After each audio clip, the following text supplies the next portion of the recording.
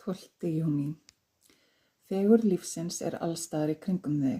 Opnaðu augun og sjáðu hana, skynjaðu hana og virtu fegurð hennar og vertu hluti af henni. Þegar þú býst við að sjá fegurð, sérðu hana. Væntir þú hins vegar þess að sjá ljótleikann, mun svo verða. Valið ávallt þitt.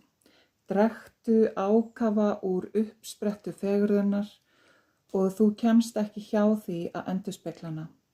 Því það sem fyrir innan speglast út á við. Þú ert sem spegill. Getur ekki falið það sem innra með þér, sama hve hart þú leggur að þér. Það ekki hægt að halda aftur af því sem innra með þér. Fyrr eða síðar mun það koma í ljós og birtast í útgeislun þinni. Leyfðu því þess vegna að flæða frjálst og reyndu aldrei að stöðva streymið. Lyftu vitund þinni og þú verður fær að sjá fegurð í öllu og öllum. Þú munt sjá mig endurspeglaðan, því ég fegurð, jafnvægi og fullkomnun. Lærðu að tjá fegurð og jafnvægi í öllu sem þú hugsar, segir og gerir.